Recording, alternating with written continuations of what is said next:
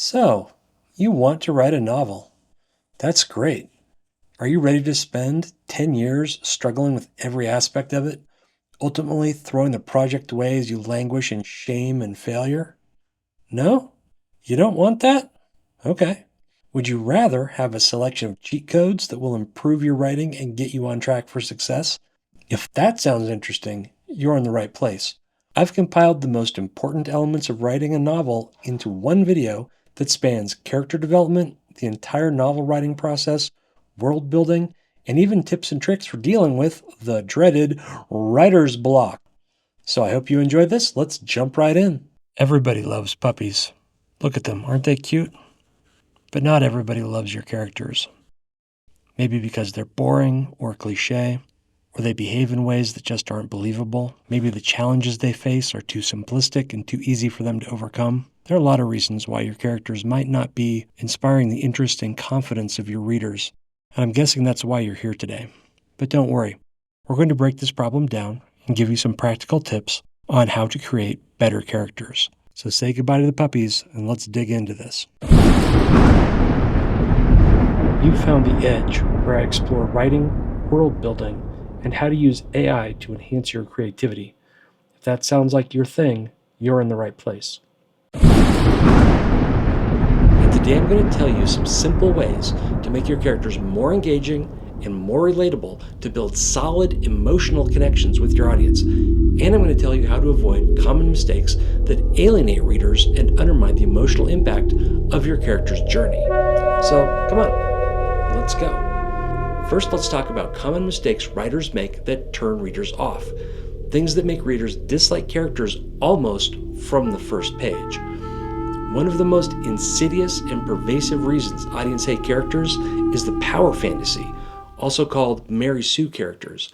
These are characters who are so overtly perfect, so overwhelmingly powerful, characters who lack any meaningful flaws and weaknesses, that they quickly become unrelatable and uninteresting.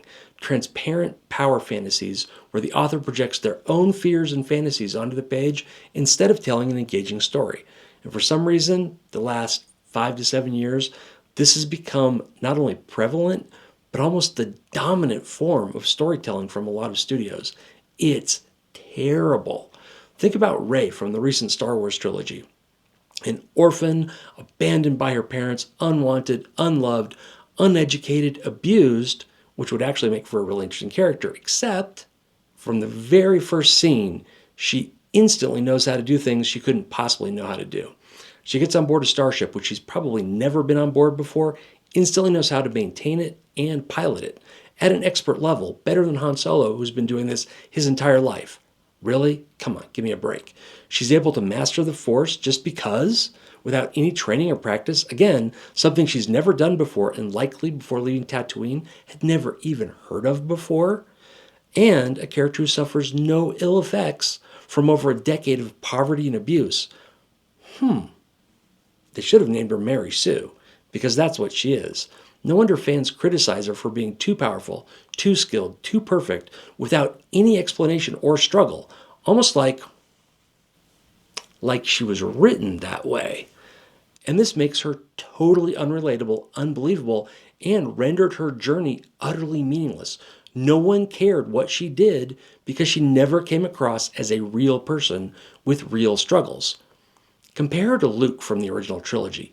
He starts out weak, lacking confidence, lacking knowledge, lacking skill, and as a result, he's one of the most relatable characters in the franchise, and the audience genuinely cared about his journey as he became more confident, learned skills, became stronger. We followed his progression. He had a character arc. Rey has no character arc. She just gets up one day, boop, I'm perfect. It's stupid. To avoid creating Mary Sues, give your characters real challenges and flaws. Make them struggle. Make them fail. Show them grow. Any character who overcomes obstacles and learns from their mistakes will always be more compelling than one who breezes through every challenge without any effort. Another doozy are one-dimensional characters.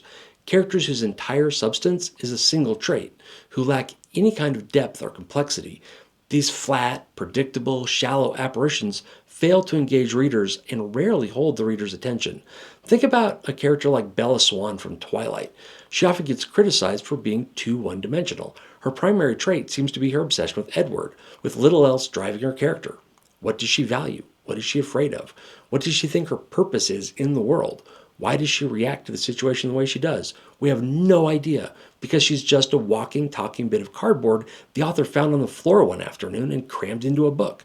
To avoid this, add layers to your characters. Give them depth, give them conflicting traits, or a backstory that explains why they are the way they are.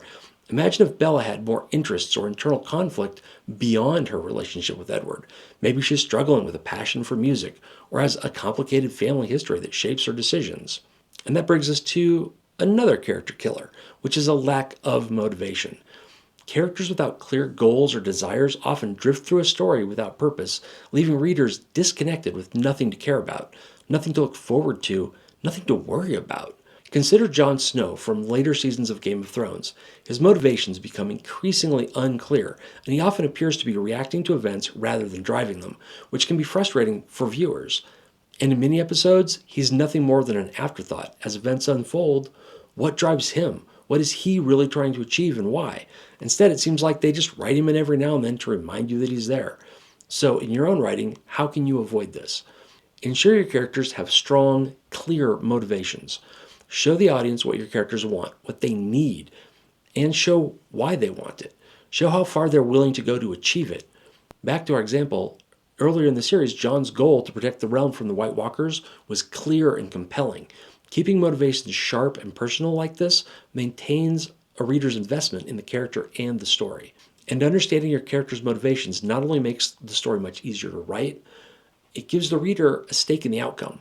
If they know why a character is doing something, they will care far more than if the behavior seems random or purely in service of the plot. Finally, let's talk about unrealistic dialogue. Stilted or unnatural dialogue breaks the immersion, makes characters seem less real. And once this happens, the reader sees them as nothing but a name on the page, and soon they lose interest in the character and eventually the entire book. And you don't want that. Think of Anakin Skywalker in Star Wars Attack of the Clones. His dialogue is not just bad, it's the modern definition of bad dialogue. So forced and unnatural, especially in romantic scenes, that viewers just can't stand it. This awful dialogue made it hard for audiences to connect with him. Part of this was poor casting, the wrong actor for the part who had no chemistry with the rest of the cast. But the real problem, the problem that could have easily been fixed, was the writing itself. Horrible, horrible dialogue that should have been fixed before any of those scenes were shot. People just don't talk like that, and everyone in the world but George Lucas seems to understand this. To avoid dialogue that turns off your readers, write dialogue that reflects how people actually speak. Use contractions, slang, varied sentence lengths. Make sure each character has a distinct voice that reflects their background and their personality. For example, Han Solo's casual, cocky speech contrasts sharply with Princess Leia's more formal tone, making their interactions more dynamic and believable, really pulling the reader in. And it's funny that this was written by the same jolly old fellow who so badly butchered Anakin's dialogue just a few decades later. Also, don't forget to tailor the dialogue to suit the tone of the scene. People won't monologue when their lives are in danger, so don't have your characters do that in the middle of a tense action scene. Likewise, when they're relaxed, people joke around and tend to be more thoughtful, so you don't want to write short, choppy sentences when your characters are relaxing with their friends in the Grand Library. Just think about the context, write the dialogue that fits that context. You can avoid these common pitfalls by ensuring your characters are more than wish-fulfilling power fantasies. Give them flaws, weaknesses, and limitations. Don't let them be one-dimensional caricatures. Give them depth and complexity rather than a single defining trait. Make sure they have clear motivations the readers understand and can root for, and make sure the characters talk like real people. This leads to far more engaging characters your readers won't hate right off the bat. But how can you go further? How can you move from your readers simply not hating your characters to characters readers actually care about? Well, the best way I've found this is to give your characters depth, distinct, multifaceted personalities that include inner conflicts which put them at odds with the world around them and the situations they face.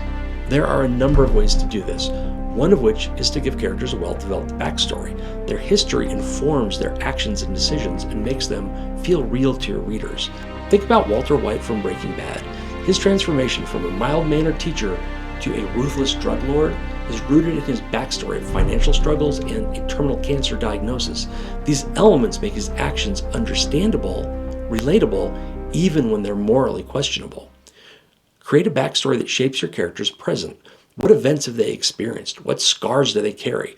For example, a character who grew up in a war-torn country might be deeply mistrustful or incredibly resilient, but it's this backstory that suspends the reader's disbelief and makes the character feel real to the reader.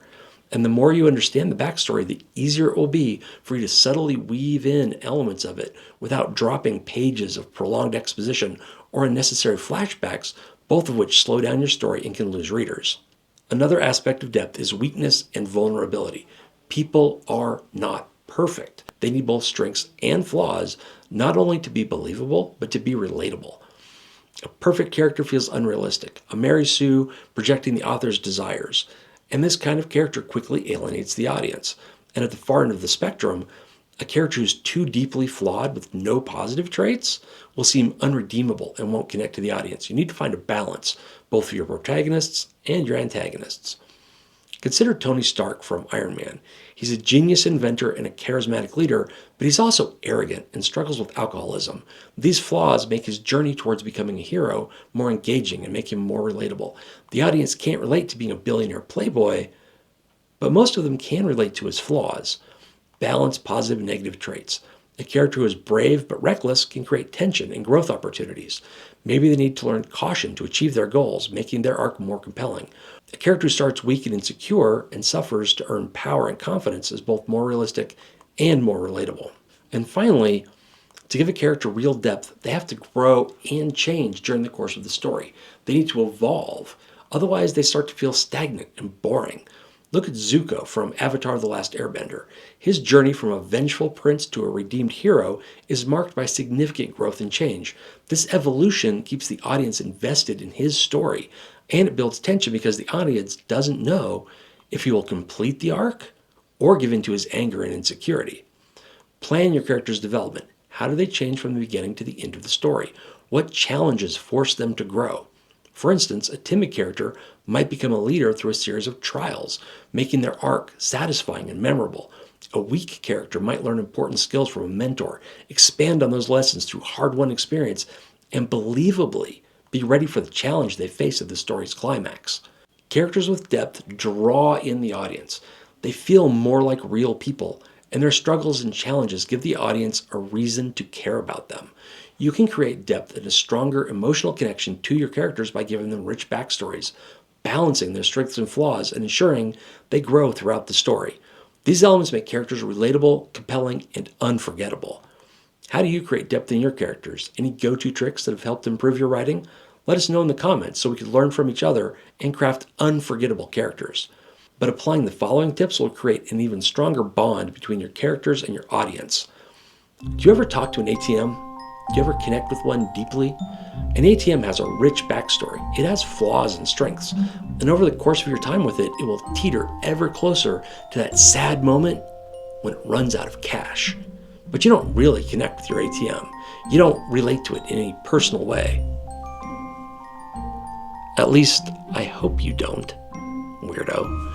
Well, for readers, your characters are like an ATM. They've invested time in your story. When they visit the characters, they want to be rewarded. They want to have a connection. And characters who display genuine emotions provide just such a connection. Emotions make characters human and relatable. Think of Eleven from Stranger Things. Her struggles with loneliness, fear, and the desire for a normal life resonate with audiences, especially teens.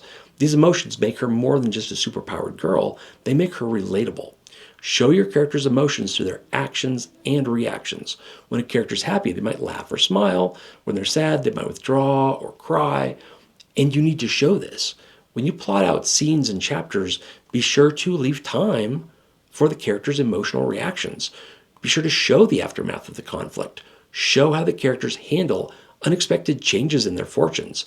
Let the reader spend a moment with the characters as they feel the effects of whatever just happened in the story. Another way to differentiate your characters from the corner ATM is by maintaining consistent character behavior. This helps readers understand and relate to your characters. Inconsistent behavior can confuse and alienate your audience, making them care less about the character and leading them to trust you less as an author.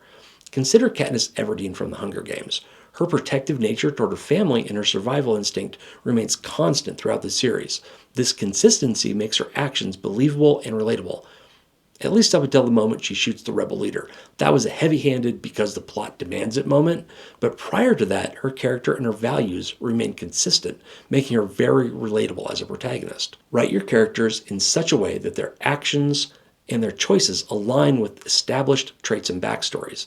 And if a character does something outside the personality that has been established for them, show why. Never let a character do something wildly out of character unless you can show the reader a clear reason for this seeming departure from their established traits. A character who is brave should not suddenly act cowardly without a compelling reason. A character who is cunning and devious should not fall for a simple ruse. Keeping your character's behavior consistent builds trust and empathy with the reader, and you want that.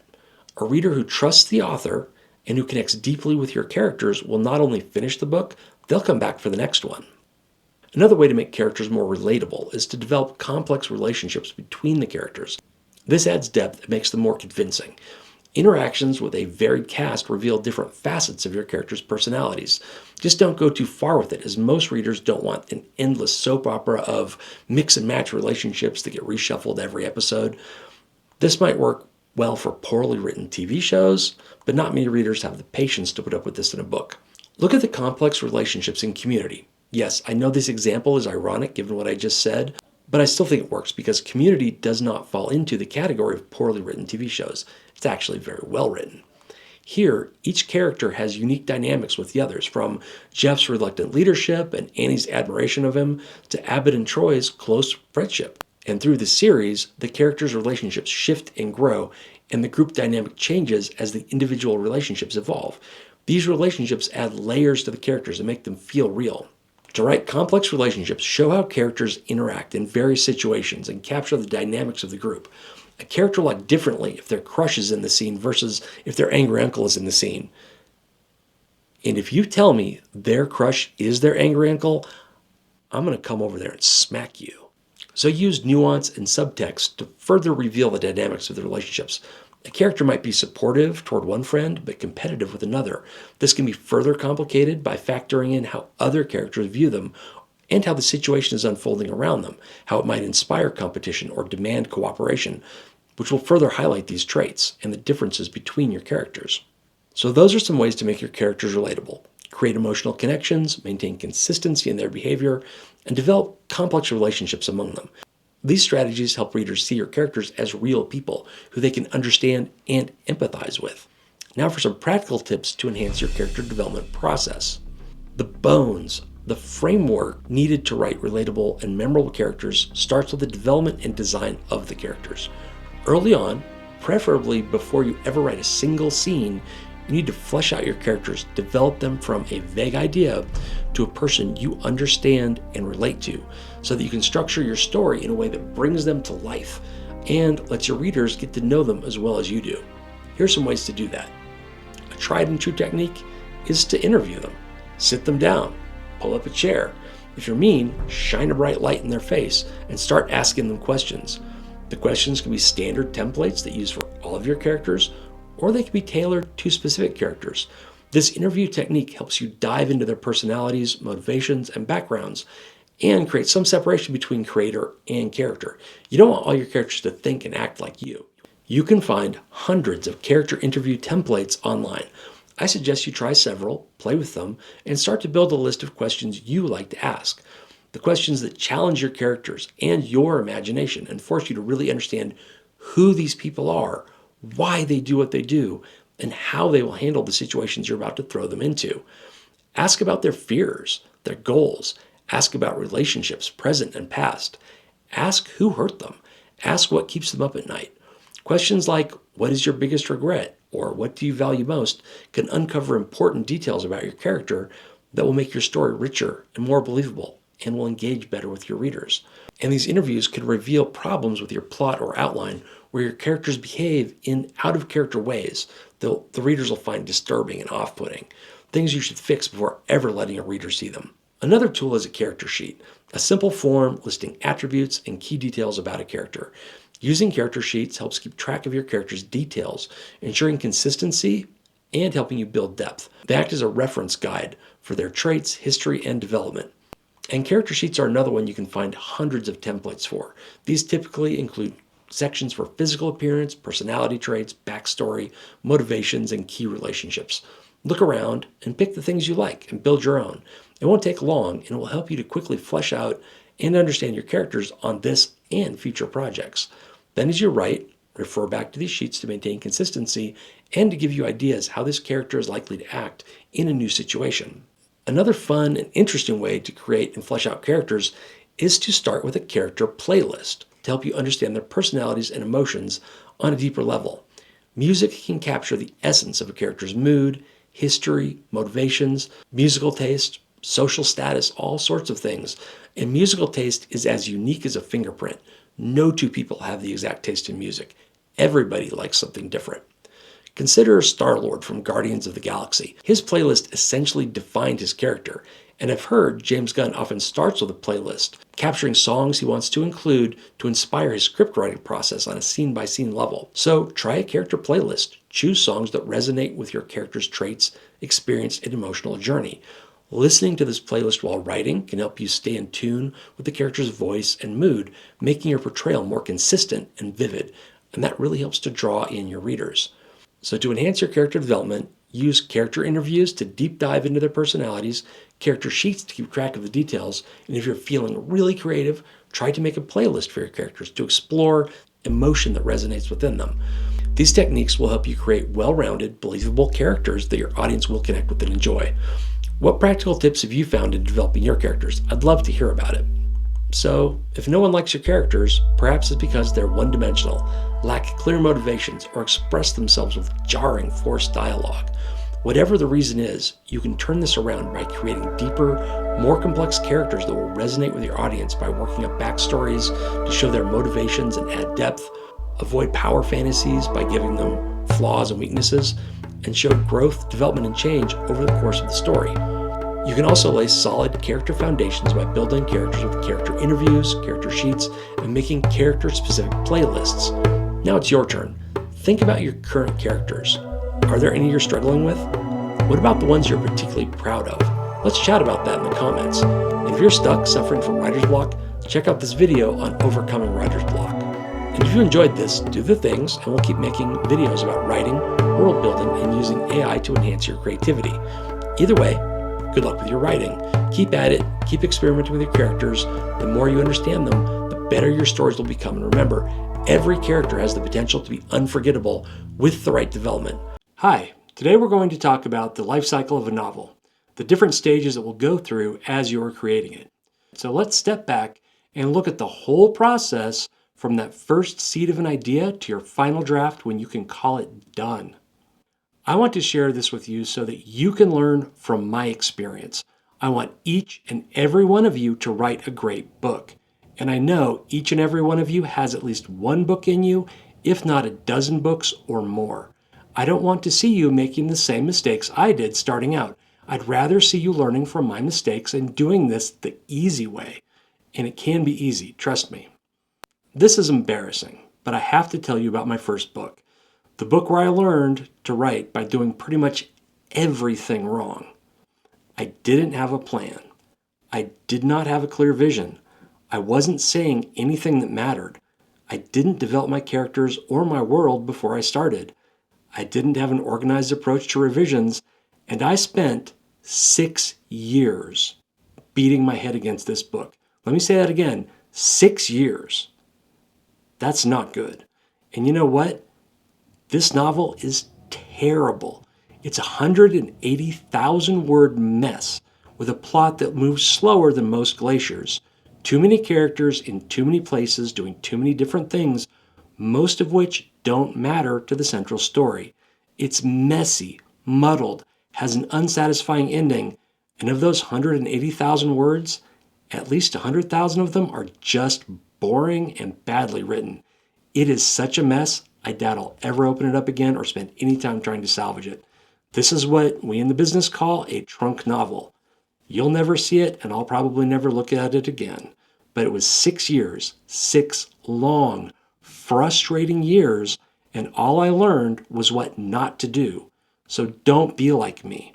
Instead, approach your novel with a plan. Understand that writing a book is a process and approach each step in that process in a deliberate and organized way. This will ensure that 1, you finish the book. That's very important. 2, you don't spend more time on it than you need to. And 3, in the end, you're going to have something you're happy with. And that's important. I want you to write something, I want you to finish it, and I want you to be happy with it. So let's walk through the life cycle of a book, looking at it as a series of organized, distinct steps, each with a purpose and a time frame. And along the way, I'll share some of the techniques and lessons I've learned the hard way, so this process will be easier for you than it was for me. Find the novel's soul. A lot of writers will do what they might call a zero draft, or as one viewer of the channel called it, a skeleton draft. I think skeleton draft is a great term. It's the skeleton that forms the underlying framework of everything that's going to come after. And as you lay on the muscles, the nervous system, the skin, eventually you're going to bring your amazing creation to life. And some writers jump right in, laying down scenes and chapters of the first draft without any outline or plan, discovering the story as they go. And I've talked to people who do this, and they find it very exciting and refreshing because it's an act of discovery. So for them, writing the book is as exciting as reading a book. But whether you start with a skeleton draft, a detailed outline, or just jump right in, you'll eventually have a first draft. And then you'll go through the rest of this process pretty much the same way everyone else does. But let's look at the beginning. The thing that happens before you write anything. You have an idea. You might think it's good enough to build a novel around, but how do you know? Is this idea really worth a year or more of your life? Is it strong enough to carry an entire book? I'm going to run with the body analogy here. If your novel is an unholy Frankenstein-like creation of skin and muscle over an underlying skeleton, it's going to need that magic spark to bring it to life. It's going to need a soul. And that's really the first step. Before you write a single word, make sure your novel has a soul. This is a step you'll see both new and established writers miss. They'll poop out something that's absolute garbage without a clear underlying theme or purpose, something they wrote quickly to meet a deadline or as a soulless cash grab. And when you read a book like this, you can tell. It has no heart, it has no energy, it has no life, no purpose. It should never have been written in the first place. It's uninteresting, it's trite, and you'll forget it as soon as you put it down. And you don't want your book to be one of these trash pieces. You want to make sure anything you write has a soul, has a purpose for existing, and by existing makes the world a better place. Don't be one of those authors. Before you commit a year or more of your life to writing a novel, make sure you are telling a story worth telling. Make sure you're telling a story for a reason your readers will care about. Don't write filler or fluff just to write. Write with purpose. Write about something that matters. So if you have an idea, apply the soul test. Is this idea going to be sufficient to give life to an entire novel? Is it unique? Does it have a purpose? Do you care about it? Will your readers care about it? Will it make the world a better place by existing? If so, you have an idea worthy of a novel. Proceed to step 0. If not, bounce that idea around some more. Try different ideas. Don't move on until your novel has a soul. And if you don't have an idea yet, honestly, that's a whole different video. All I'm going to say here is don't force it. Write a short story. Read a couple of books. Do some brainstorming activities. But don't start writing a novel until you really, really, really know what it's about. Otherwise, you'll get frustrated, you'll waste your time, and you'll come back to ground zero. Pre-writing and the skeleton draft. Next comes the pre-writing phase, and this will be different depending on the genre and the kind of story that you're trying to tell. If you're working in the realms of science fiction, fantasy, alternate history, you're going to do a lot of world building. And this is the right channel for that, so check out my world building playlist for tips on building memorable, consistent, believable worlds. If it's historical fiction, romance, a thriller, or a mystery, you'll have some degree of research you probably need to really understand your setting and the time period where your story takes place. But whether you're placing it in a real place, in a real time, or somewhere you've completely made up, take the time to thoroughly understand when and where your novel is happening. Understand the views and attitudes of the people living there, the economics, the social strata, the arts and entertainment, common worldviews and attitudes about different things. This will make your novel come to life. But don't get stuck. Don't spend too long on this step. Some writers get too caught up in it. They catch world builder's disease. Some period writers turn into armchair historians and get lost in their research. If you let this step get out of control, you'll end up doing something, and it might be fun, but it won't be writing a novel. So my advice is to limit your pre-writing to 1 month. You can keep doing research and world building after this, but you should move briskly on to the next phase of your creation rather than delaying it with further pre-writing. This is also the phase where you flesh out your characters.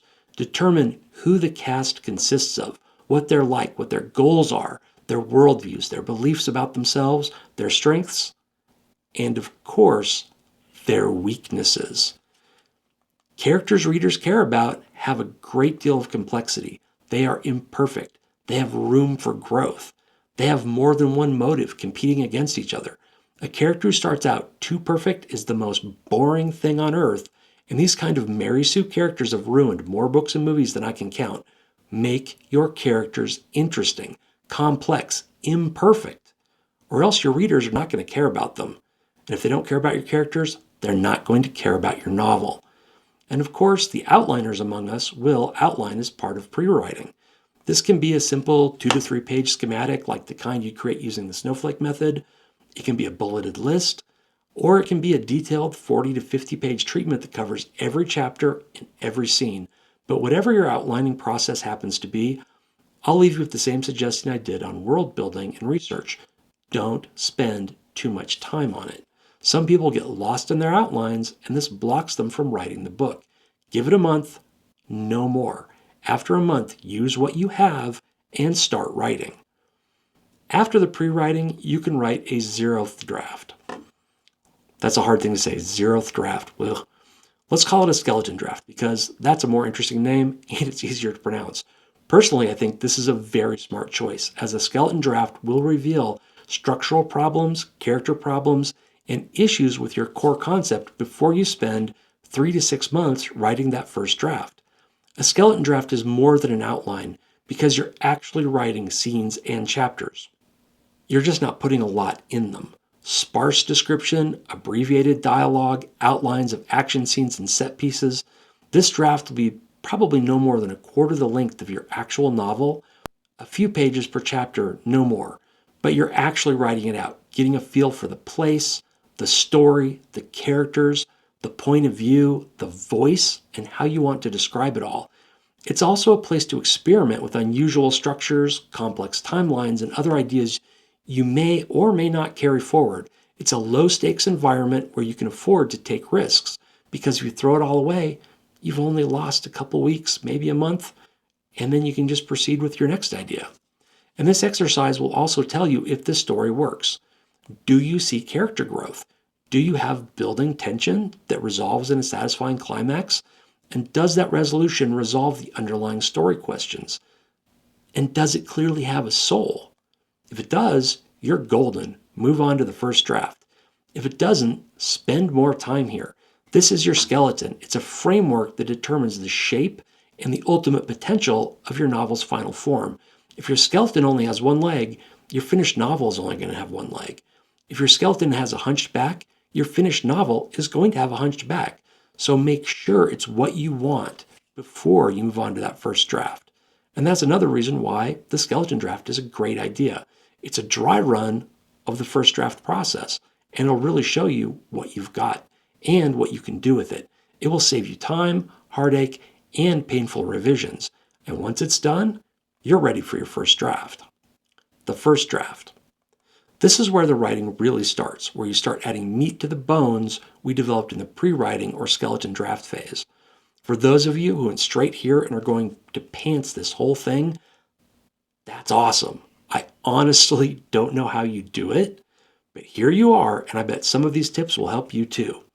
The goal of the first draft is to get your whole story written down. It does not have to be perfect. It does not have to be pretty, but it has to be done. Just like every other part of writing, there are a million ways to do this, and everyone approaches it a little differently. But here are some tips that will greatly improve your chances of finishing it and coming up with a draft that you actually like. First, focus on writing fast. Don't stop to edit or revise. If you make a mistake or change your mind about something, add a note, change the color of the font, or mark it in some other way, but keep moving forward because reaching the end is more important at this phase than polishing what you've already written down. Some people spend months or years writing and rewriting the first 2 or 3 chapters of a book and never finish the book. Like, this is really a big problem for writers. I've seen this happen to over a dozen writers across multiple writers groups and workshops. They just get stuck. And people who get stuck here, honestly, most of them never get past it. Revision is a trap. Don't do it. Not yet. Writing fast also builds your confidence. The first time, it'll be like riding a bicycle for the first time. It's going to feel uncomfortable. It's going to feel unstable. You're going to be nervous. You're going to feel like you're going to fall down, like you're doing something wrong. But after you've done this 2 or 3 times and completed your book each time, you'll know you're going to reach the end. You'll know you're going to come up with something good, and you'll learn to stop second guessing yourself every 3rd page. You're a writer. You're a good writer. Trust yourself. And that trust is important in a first draft. Trust yourself and keep moving forward. And if you haven't built up that confidence yet, then just take this advice on faith. It works. Keep writing forward. Don't stop to revise on a first draft. As quickly as you can, get the whole story on paper. It doesn't have to be pretty. Your sentences don't have to be elegant or even grammatically correct. Your scenes don't have to have great pacing. Your chapters don't have to have hooks. All your characters can sound exactly like you. It doesn't matter. Just get the story onto the page. But your story does need a beginning, a middle, and an end. Until you have these things, keep pounding on it. Now, some people write in order from the beginning to the end. Other people write out of order, maybe focusing on particular characters or concepts, writing the idea they had in the shower that morning or the scene that's most exciting at the moment, moving back and forth through different sections of the book. Do what works for you. Honestly, I don't think the details matter as long as you get it done. And once it's done, it's time to move on to your second draft. The second draft. You started out with an idea, probably added some kind of framework or skeleton, and then you built the muscles and the skin in the first draft. Now you have something that looks like a novel. You might be the kind of writer that writes a really clean first draft, and if you are, I am so jealous of you. That's amazing. I can't do that. And from what I've seen, that's not what most people do, but a few people, they can pull it off, and it's awesome.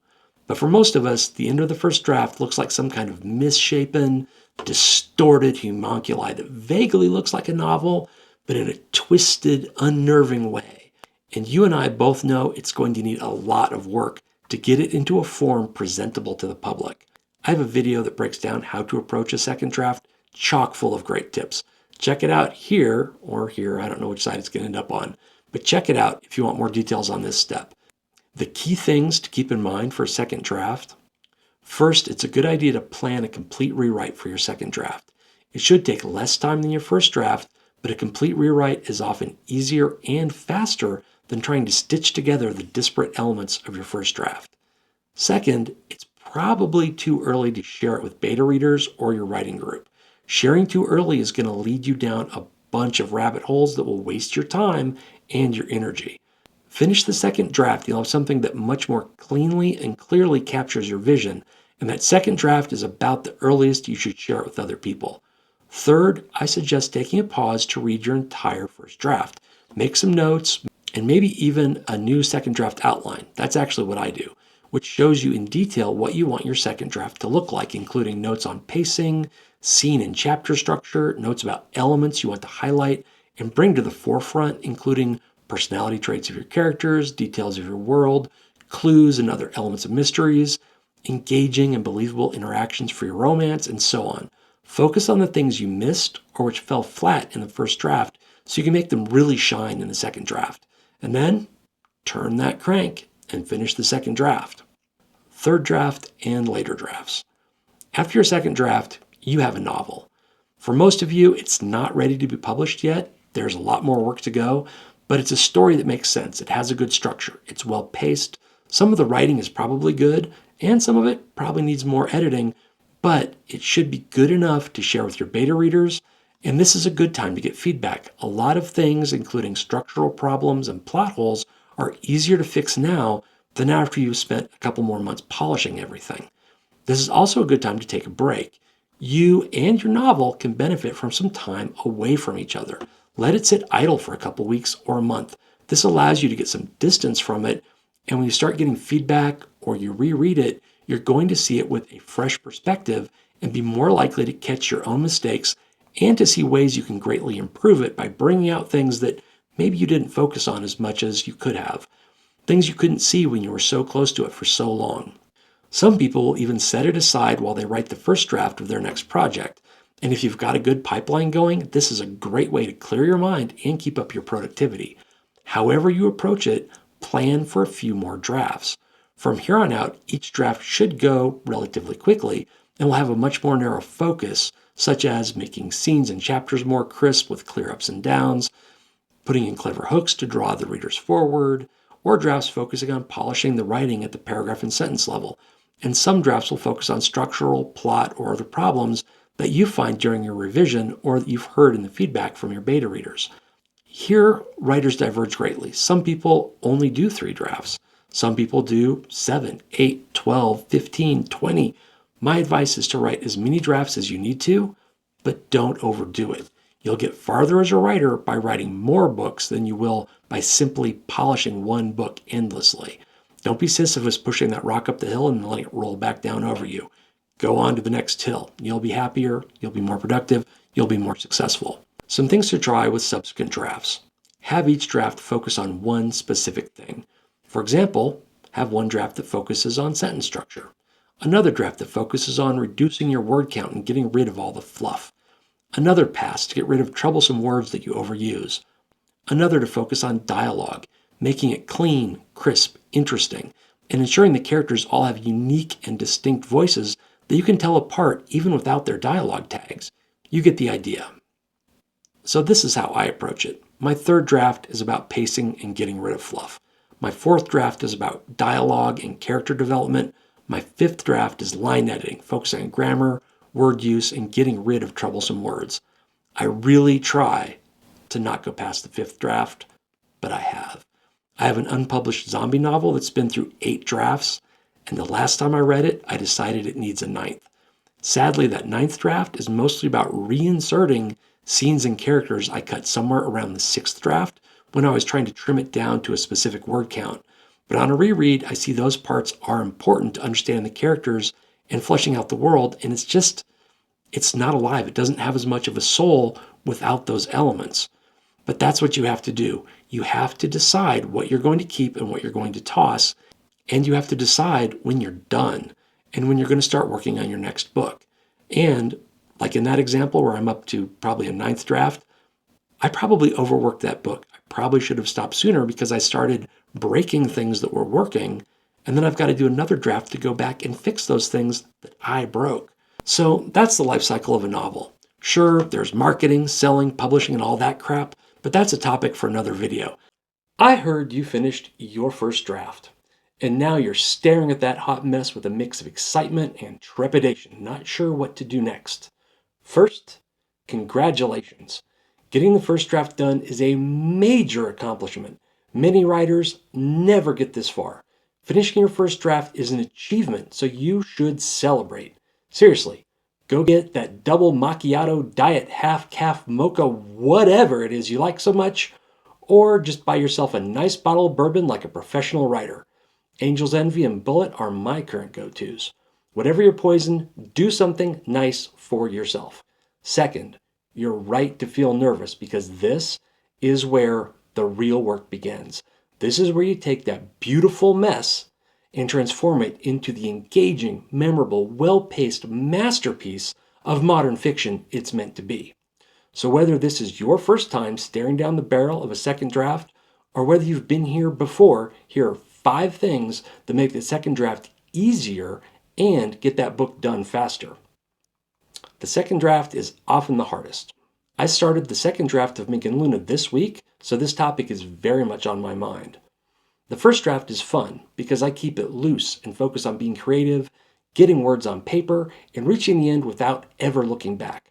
I try not to overthink it. I don't revise, I don't edit, I push forward as fast as I can because in the first draft, I don't know yet what's important, what's not important, or even if the ending I have in mind is really where the story is going to go.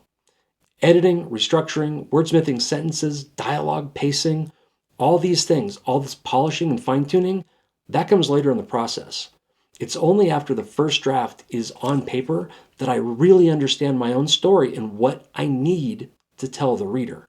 This leaves me with a disjointed, muddled mess at the end of the first draft, and I'm guessing yours is in rough shape too, and that's probably why you're here.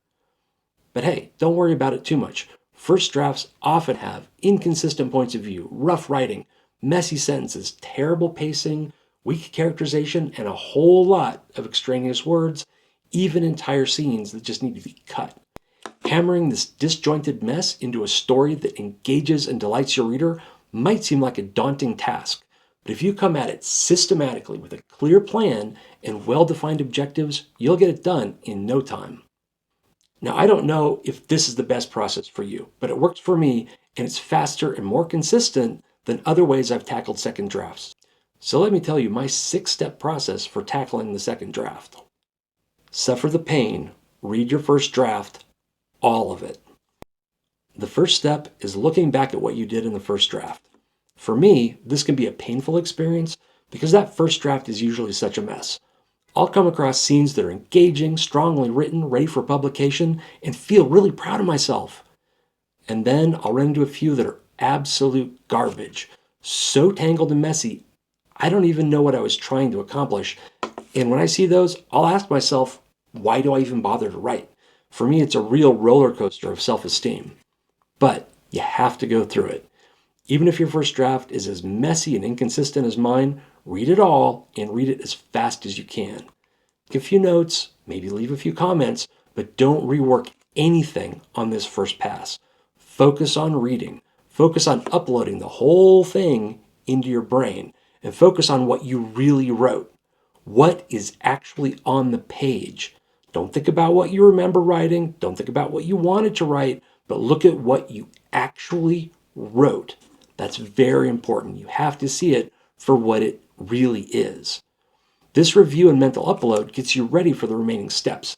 It gives you a solid understanding of the overall structure, a clear idea of what is broken and needs fixed, and what's in good shape and can be retained. It also gives you a good idea of what is missing altogether. I aim to do this quickly, in a day or less, pausing only to jot down a few notes or to tag scenes with things like keep, cut, update, move, just some little stage direction so I know what to do with that mess that's the first draft. So that's a start, but don't jump into editing just yet. Examine the characters. Who are these people? The second step is to take a hard look at those characters. I always come up with more characters than I need, more relationships than I can fit into a single book, and a lot of extraneous interactions that I don't actually need to tell the story. They seemed interesting at the time, but on that read through I was like, how does this fit in? Why do I have this here? My characters also evolved significantly during the course of the first draft. They evolved from fuzzy sketches and cardboard characters that I started out with to more fully realized psychological profiles. They become people that I know as well, if not better, than many real-life people. But I didn't start there. That evolution means they likely have different personalities, motivations, objectives, and so forth in the last third of the book than they did in the first third. The purpose of this step is to sort through these variations and determine who each character really is. What do you like about them? What details are important? What do you want to change? Capturing these ideas helps you write them consistently in the second draft. Take a few hours and update their character sheets and backstories, remap their character arcs, and list out their conflicts and relationships with the other characters. Doing this brings stronger character development to the second draft and also gives you an idea which characters to cut, which relationships to build up, and which conflicts are more dramatic and deserve more focus in the book. Once I'm happy with the characters, I move on to the third step. And no, it is not time to start revising yet. Pull on the threads, study the story arcs. That's the third step, assessing your story arcs. What's a story arc? Any storylines, themes, character arcs, A story, B story, whatever happened to that guy from page 7, how the mystery is solved, and so forth. All of these things are story arcs. Every story arc needs to have a setup, a promise to the reader, if you will. It has to show progress to keep that reader interested, and it has to have a resolution or payoff that is satisfying to the reader. I look at the major arcs that drive the whole story, as well as the mini arcs that drive individual characters, chapters, and situations. Like the characters, these arcs start out as vague ideas and thumbnail sketches, often less than a dozen words. And as I'm writing the first draft, some of these expand to dominate the whole story, while others shrivel on the vine and fade away. Sometimes they contradict each other, sometimes they contradict themselves, and all of this has to be fixed in the second draft. So here's what you do. Make a list of your major and minor arcs and analyze each one.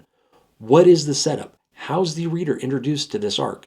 Is the introduction interesting? Does it create a curiosity gap that will keep the reader reading? Can you make the introduction more intriguing, more dramatic? Do you need to move it earlier or later in the book?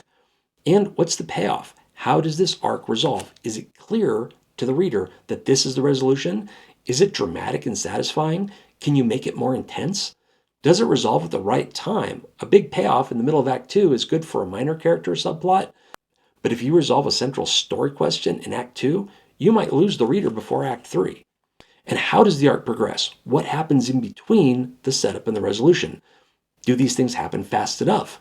Does it make sense? Will it keep the reader interested? Does it keep them thinking about this arc, thinking about this story question, how it's going to turn out? Fix all of this and know how each arc needs to play out so you can nail it in the second draft. And all those arcs that faded out, that withered on the vine, if they're important to the story you're going to tell, work out how to fix them. Make them more prominent. Identify scenes and situations to keep them moving. Decide where and how to pay them off. And if they're not important, cut them. Cut everything to do with them, every reference to them. Just get them out of there. Cut everything that is not central to your story. I outline each arc in a file cleverly named arcs, and I do checks on each one of these things within that file. During this process, I'm often bouncing back and forth between my arcs file and my first draft manuscript, checking things, adding notes, but I'm not writing the second draft yet. Doing this helps me identify and list out the things I need to fix in order to make sure the reader understands and engages with each interrelated arc that makes up the novel. And once you've done this, it's still not time to write. There are 2 more steps to make sure your second draft is going to go as smoothly as possible. Catalog the world. It's your job to make it make sense.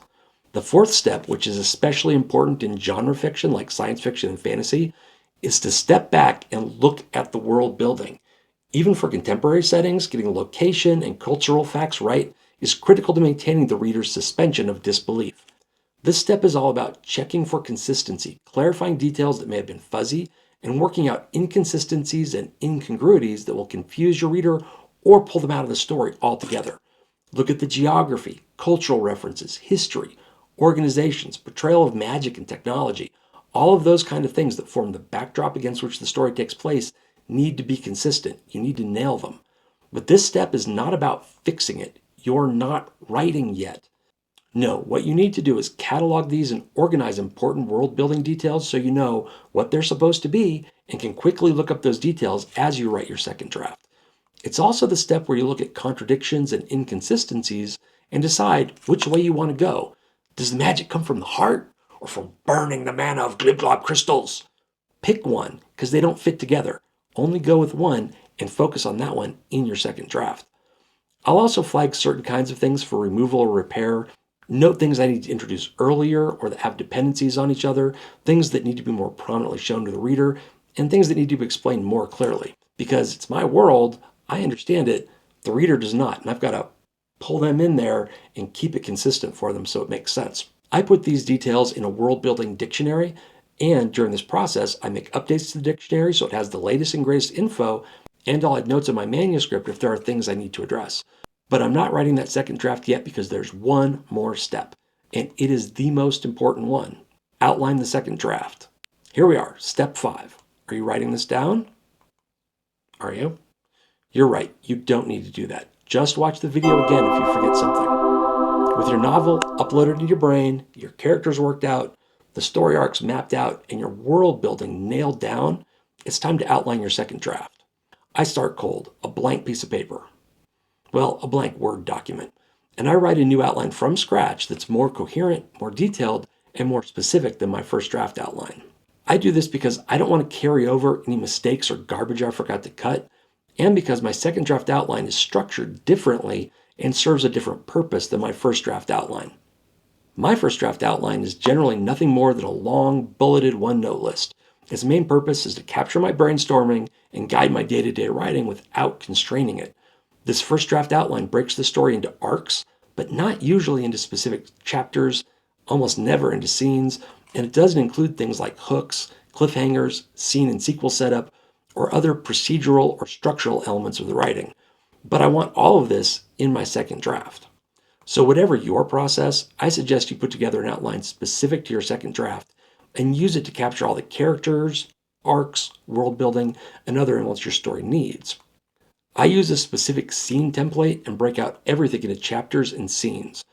At the outline level, I address pacing, point of view changes, placement of key plot and character beats, make sure I understand the underlying conflicts and objectives of the characters in the scene, and plan out cliffhangers and sequels to keep pulling the reader forward. Here's my template. If you don't have one, try this and see how you like it. And I don't know which side it's going to be on. I haven't edited this yet. This template has point of view. Hopefully you understand what this is. If not, how did you finish your first draft? It has the setting where the principal action takes place and any notes about the place or atmosphere that I need to focus on, such as, is it on fire? Is it filling with smoke? Are the lights flickering? Is it dark and creepy? Is it ominous? And the purpose. What is this scene about? Why is it here? A hook. I try to have a banger, some kind of startling new information, a major change in circumstance, or some other hook at the beginning of the scene to draw the reader forward. A cliffhanger. I try to end scenes early. And when I can, I'll open a curiosity gap by revealing something really interesting and then making the reader wait. And I make sure to mix this up so I'm not repeating the same structure 3 or 4 scenes in a row. Conflict. Who wants what from who? Or who is trying to prevent who from doing what? I put these kind of notes, just a sentence or two, to make sure I keep it focused, and then when I'm editing and revising that scene, I can really focus in on that core conflict and make it pop.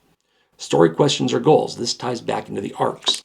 What arcs need to be addressed here? What parts of those arcs happen in this particular scene? And sometimes, depending on whether it's a major arc, I might actually color code those so I can quickly skim through my outline and see where I'm hitting certain beats of a major arc. Scene summary. This is a bulleted sequence of what happens in the scene. If my first draft was pretty good for this scene, I'll often just leave this blank. But if it's a new scene or something I'm highly revising, I'll make sure I know the major beats of the scene before writing it. And then sequel. There isn't always a sequel, but sometimes I really need a character to process an event, react to a new bit of information, or plan their next big move. My sequels usually happen at the beginning of the next scene, but sometimes there'll be a moment where the character shares something with the reader before we move on to the next scene. So by structuring my outline scene by scene, chapter by chapter, I'm nailing down both what story I'm telling and how I'm going to tell it. Much of this was worked out in the first draft, but the second draft aims to organize it, crystallize the structure, cut out all the fluff, and tell the story the most engaging way I know how. And I don't know how many of you face this particular challenge, but my writing time is highly constrained. I have a 45 to 50 hour a week day job, a YouTube channel, a family, a bit of a social life. So when I get that hour or two of daily writing time, I have to hit it hard. And I don't have time to waffle about what to work on next or float around deciding what I feel like writing. I need a detailed blueprint for my second draft so I can work through it start to finish, scene by scene, writing the bits that are missing, revising the bits that are there from the first draft, and mercilessly cutting everything that does not fit my vision for this book. Without that detailed outline, I tend to flounder for days, even weeks, wrestling with indecision or working and reworking a scene that might not even be that important to the book. So I try to make sure I've got a very crisp outline. And having this clean, detailed outline has helped me so much. I highly recommend you try it. But hey, you do you. And if you have a different way you like to approach a second draft, tell us about it. We're all here to learn, and the best ideas are the ones worth sharing. So now you've completed step 5. Can you start writing yet? Well, writing your second draft is step 6. So I suppose you could jump into that. But I have a couple more tips you might find helpful, and I would greatly appreciate if you'd like, subscribe, and share any thoughts you have on this process down in the comments. This is a new channel struggling to grow, and the more you all interact here, the more writing tips and tricks I can bring you. So here's a couple more tips for the second draft. Do this part as quickly as possible. Go from your read through to a finished outline as fast as you can. This ensures all the pertinent information is fresh in your mind. My strategy is to start my second draft when I have a long weekend or even a few days off from my day job so I can complete all 5 steps in one go. If I don't make that time, I'll often struggle to transition from the first draft to the second draft. And the second draft often ends up being a muddy, disjointed mess because it follows the first draft too closely. That's why I think this pre-work before actually writing that draft is very important. But when I go through these 5 steps together and create a solid second draft outline, my second draft comes out much better, even if the actual writing of that second draft takes a few months. Another tip, plan for 4 to 6 drafts. I aim for 5, but I often end up with 7 before I start looking to get something published. The point is, don't try to do everything in the second draft. Divide things up. So each pass is very focused and precise. For me, the second draft is primarily structural, an act of absolution, removing the sins of the first draft, purifying the story, sanctifying the characters, and enthroning the major story arcs. Don't ask me why I use that particular metaphor. Maybe because it's a Friday? My second draft does not focus on line edits, clever dialogue, succinct descriptions, character voices. No. All of these low-level elements are third draft tasks. In the second draft, I've fixed the story and the structure. If I write a scene well enough to nail those other elements, hooray, I'm getting better at this whole writing thing. But that's not the goal, not in this draft. So that's my process. I've never met 2 writers who wrote the same way, so this may or may not work for you. But if you're struggling with a messy first draft, so unruly and chaotic that you're afraid to even look at it, try my 5-step system. Well, it's a 6-step system because step 6 is actually writing the thing. But try my 5-step system for preparing to write your second draft. And it'll take your first draft and transform it into something amazing. I'm betting this process will save you a lot of time and result in a second draft you're much happier with. When you're world building, it's easy to put the work in and still end up with a setting so generic and bland that no one will remember it. How many fantasy settings have a walled city with dirty, crowded streets and a castle looming over it all? How many science fiction settings have a seedy spaceport full of tattooed thugs and crime happening right under the noses of the authorities? How many thrillers have a chase through the narrow back alleys of Paris, Rome, or Budapest? Boring, boring, boring. Whether you're writing a book or creating a setting for a role-playing game, regardless of the genre, you need to do better than this. You need to give your audience something memorable, something that stands out, something that makes them want more. And today, I'm going to tell you how to do this. The problem with boring, generic, cliche settings is that they don't stand out. No one remembers them. No one talks about them. Even if they are epic in scale, even if you've put a lot of work into them, if they look, sound, and smell like every other setting in your genre, readers won't care, and your work will blur together with everything else that they've seen. What if I told you it's easy to make your setting stand out, that you can create places your audience will remember, will talk about, and will want to see more of? Well, that is what I'm telling you. It's easier than you think, so come with me and I'll show you how. This is Hanging Lake in Colorado. It's a beautiful lake set far above the Colorado River in the Glenwood Canyon. Getting here is a short but brutal hike that brings you up from the bottom of the canyon to this geological wonder. It's one of the most beautiful, spiritual, and memorable places in all of Colorado. Many locals, like me, make a point of visiting it every summer, and tourists from all over the world travel here to make the climb and soak in the splendor and peace of this amazing place. Your fictional setting needs places like this, places that take hold in the reader's imagination and make them want to come back. This is especially true in science fiction and fantasy, where so many stories take place in generic settings, indistinguishable from thousands of others in the genre. But it's also true in contemporary fiction, be it a mystery, a romance, or something more literary. If you can present a unique and interesting setting, or show the reader something intriguing and unexpected about a well-known place, you'll draw them in. Let's look at a few examples. There's Hogwarts from Harry Potter, a school in a magic castle in a contemporary modern setting, a castle that is always changing and isn't particularly safe for the students. That's fascinating. So fascinating it made the series a bestseller for decades and led to an entire genre of young adult fiction. Do you think Harry Potter would have been as big a hit if Hogwarts had been a musty, dusty old boarding school in the suburbs of London? I don't think so. How about Dune? Even people who don't read science fiction are familiar with Arrakis, the desert, the terror of a sandworm swallowing up anything making sound. The setting fixes the story in the reader's mind, and the setting is as memorable, if not more memorable, than the characters in the story. Take Gotham City. Everybody knows Gotham. It's the archetype for a dystopian megacity. Putting Batman in New York, Chicago, or London just wouldn't have had the same flair or interest as putting him in a city practically made for his story arc. And the backdrop of Gotham makes the villains, the morality, the noir art style, all of it work together to tell a great story that sticks with the audience and brings us back for movie after movie, comic after comic. And this works in contemporary settings as well. Take Indiana Jones. This adds hidden tombs, traps, and Nazi spies to 1940s Egypt and brings a sense of wonder, mystery, and danger to familiar Egyptian artifacts and locations. There's the Da Vinci Code, which takes popular locations in Paris and other European cities and adds secret messages, hidden chambers, and an overarching conspiracy that makes these well-known places memorable and interesting by adding wonder and mystery to an otherwise mundane setting. I'm using wonder and mystery a lot here. Not the best use of my vocabulary, but keep those concepts in mind as they'll be important later.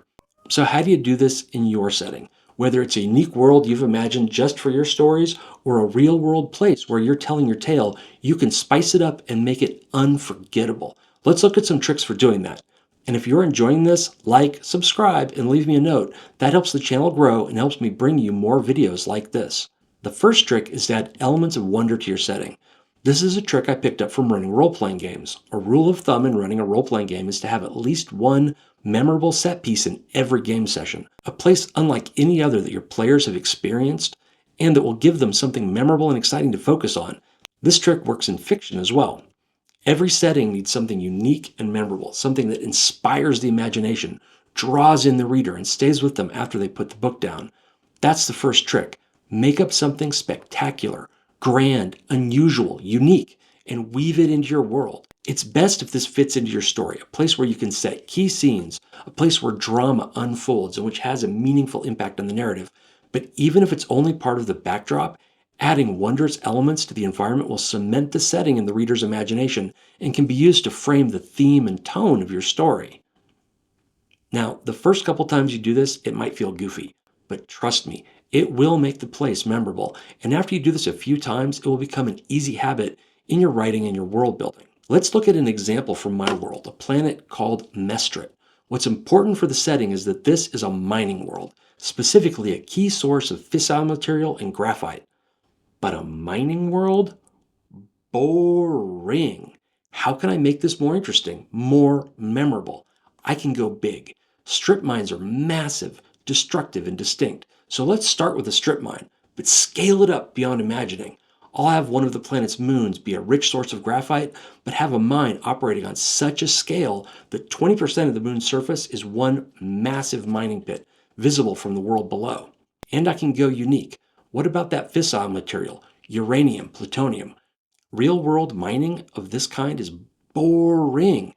How can I make this interesting? How about by placing it on the surface of a geologically unstable world, a broken world under extreme tidal forces, whose crustal plates are breaking up, leaving oceans of magma, an atmosphere choked by sulfur dioxide, hydrogen sulfide, and other noxious gases that make the surface so inhospitable that no one can live there, forcing the miners to live in orbital habitation modules and having to take shuttles down to treacherous work sites where they can earn massive bonuses gathering precious fuel for the growing might of the Second Concordance.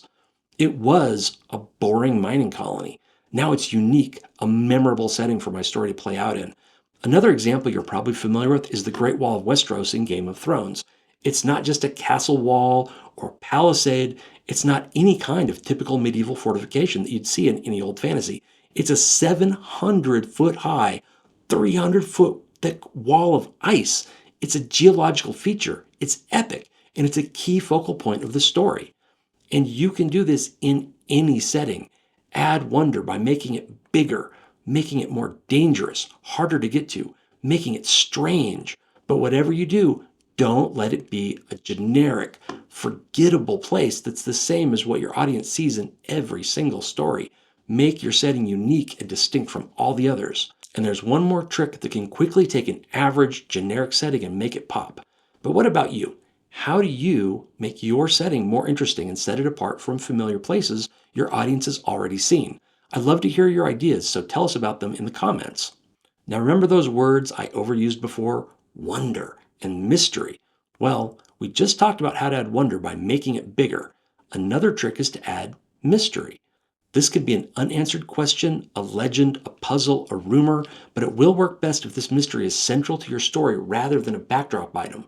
A wondrous setting could be a backdrop to the story, something that just happens to be where the characters are, and it will still make the setting interesting.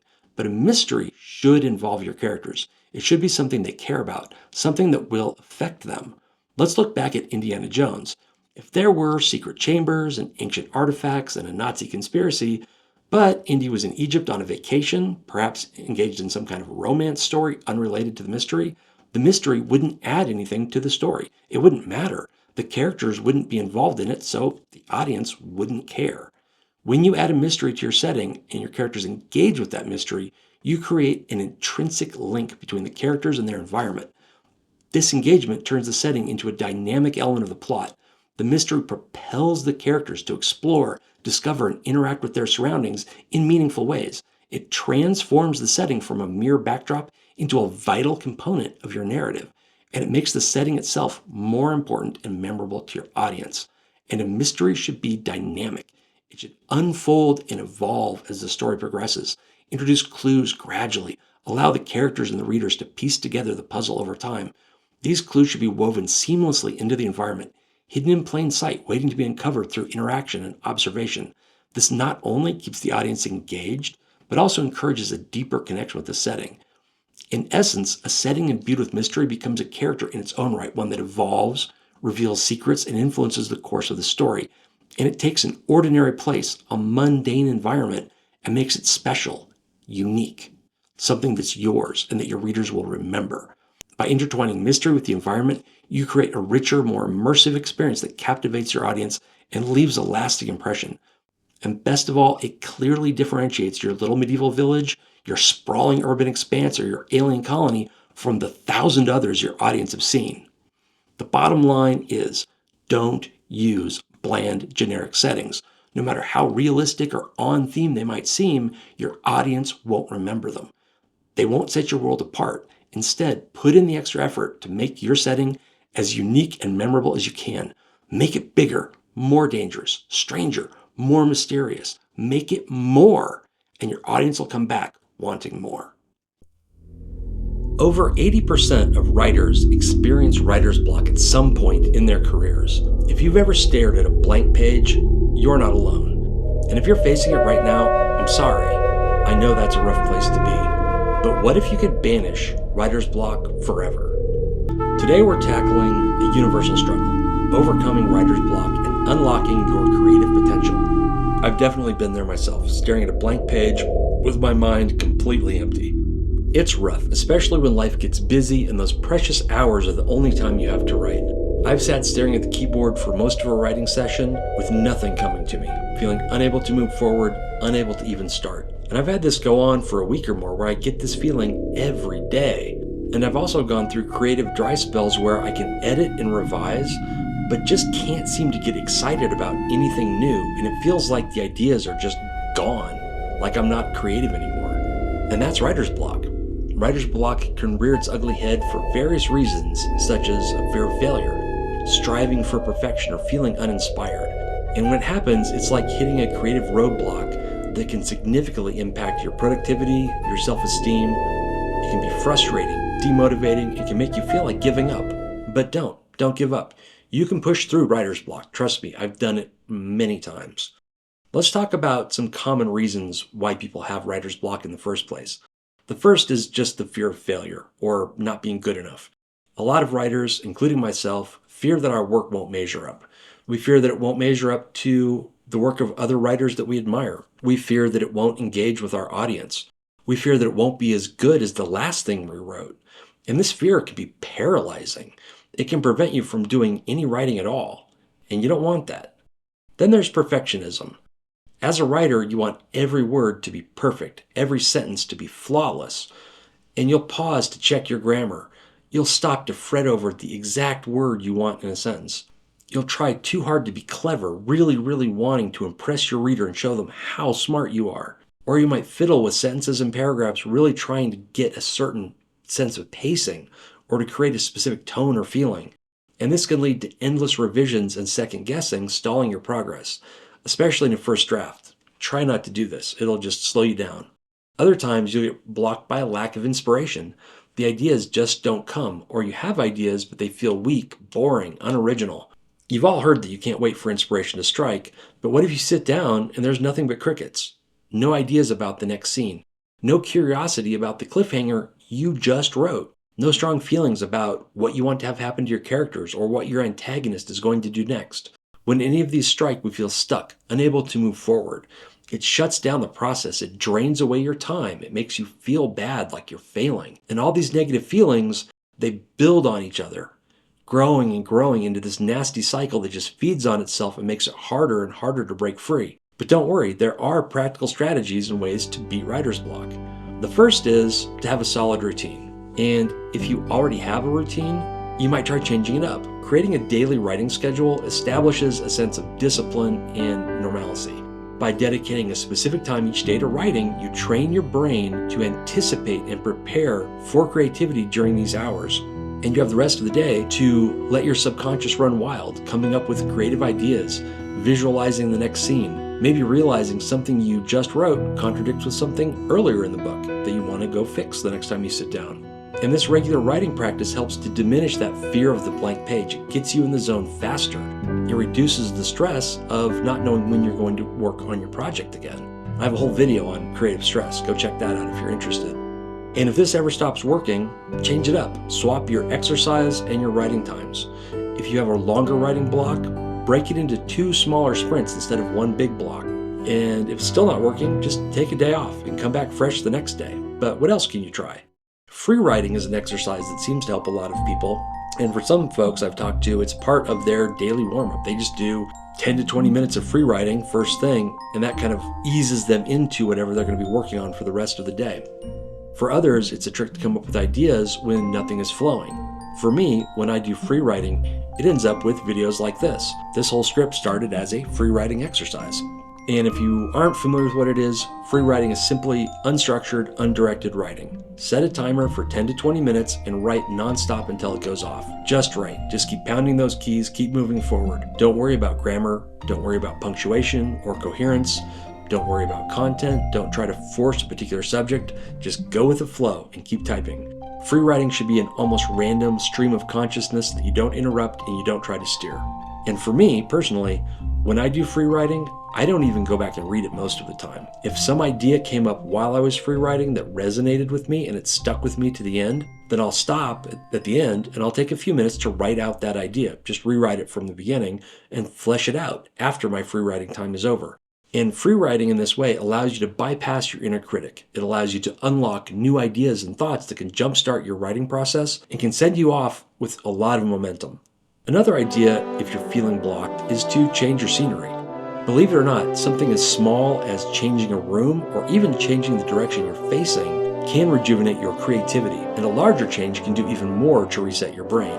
If you usually write at home, try working in a different setting like a cafe or a library or a park.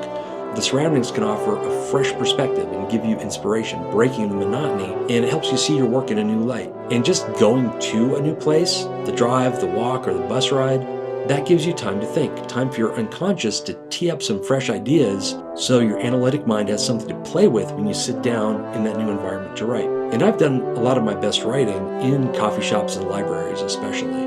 I get my laptop open, I put my headphones on, put on some inspiring music, and there's no distractions.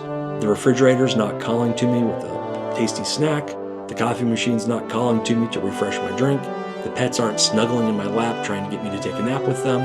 It's just me, the keyboard, and my ideas. And if I need a little break, I'm in a public place, so I can just stop, look around for 5 minutes, do some people watching, eavesdrop on nearby conversations. Sometimes that gives you some inspiring ideas for your writing. And then once you're kind of recharged, you just go back down to your writing, do the next section. And these little switch-ups do wonders. And the thing about writer's block is to remember, everybody gets this. Any author you've ever heard of has had writer's block at some point or another, and they've all faced it, and they've all overcome it. And you can too. And just use the right strategies, be persistent, and you'll get past it. Just keep charging forward. And now for what I think is the most powerful tip I have to crush writer's block and to unlock a flood of creativity. And this is just to write through the block. Commit to writing a set amount every day, even if it's just a few sentences. Accept that not everything you write will be perfect. And the key here is to just keep moving forward. Keep putting words on the page. Allow yourself to write badly. Give yourself permission to make mistakes. Be compassionate with yourself. This will break through the barriers and it will allow your creativity to flow again. For me, my minimum is 500 words a day. If I'm not feeling it, if I don't have time, if I'm sick or stressed or distracted, I can still hit 500 words most of the time. And if I miss, if I fall short or just can't get any writing done in a day, I don't beat myself up about it. I don't even worry about it. I just hit it the next day. And for me, 500 words is a reasonable and achievable goal because I know I can knock it out in half an hour. If I just type and don't think about it too hard, I can knock that out very quickly. And if I'm more deliberate and more focused, that 500 words might take a little more time, might even take an hour if I'm really focused on sentence structure and wording, but it's still doable. And what I've found over and over again, when I'm in a bad way and I sit down to meet this bare minimum, to just check the box for the day and get it over with, what I usually find is I'll get motivated. I'll start to build up momentum. That creativity will turn on around word 300 or 400, and it'll just start to flow. And that quick 500 words turns into 2,000 words. And that's usually 2,000 words I'm very happy with. But at the beginning, when I sat down to start, I wasn't feeling it. I didn't want to write. I made myself do it, and I came up with something that I was really happy with. This doesn't work every time, but it works often enough that I've learned to trust this process. And talking to other writers, this seems to be the most effective tool out there. I've met a couple people it doesn't work for, and they've had to find other tricks to kind of get around their writer's block and maintain their productivity. But I'd say for 90% of the writers I've discussed this with, that daily word count is what keeps them focused, keeps them productive, keeps them moving forward, and gives them something to aim for with every writing session. But what about revisions? If you've been doing this for a while, you know that first draft is easy. That's the part anybody can do. But actually coming up with something that is really going to engage your readers and is really going to be special, you've got to revise and revise and revise again. And that's where a lot of the hardest work is. But how do you set a minimum for that? How do you keep score with that? For me, I put a factor on it. I'll usually set a factor of about 2-to-1 for a second draft because on a second draft, I'm still mucking around with sentences and wording and paragraphs and adding and chopping. There's a lot of changes. But later drafts are usually much faster for me, so I'll set like a 4-to-1 ratio for that. So on a second draft, my target will be revise 1,000 words a day. On a third draft or later, my target will be to revise 2,000 words a day. This helps to keep up the momentum, keep score, and overcome my writer's block. But what works for you? Let us know down in the comments. So to wrap things up, remember the power of consistency and resilience in defeating writer's block. Embrace these challenges as opportunities for growth and creativity. You've got this. Keep writing, keep creating. If you feel blocked, focus on your routine. If you don't have a routine, set one up. If you have one and it's grown stale, change it up. If you're still stuck, try free writing. Just let go. Let the words flow. Let your subconscious have a turn at the wheel. You'll be surprised what it comes up with. And don't forget to change the scenery once in a while. You can only stare at that one spot on the wall for so long before it begins to stare back. And then it gets creepy. And then you're seeing it in your nightmares. And I know you don't want that to happen. And on top of all these, have a daily target. Strive to hit it every day, no matter what life is throwing at you. Chip away at your project one day at a time, and before you know it, you'll be done. I'd love to hear from you. So share your own tips for combating writer's block in the comments below. And don't forget to subscribe for more content on writing, inspiration, and creativity. Let's support each other on this writing journey. Thanks for watching, and until next time, happy writing.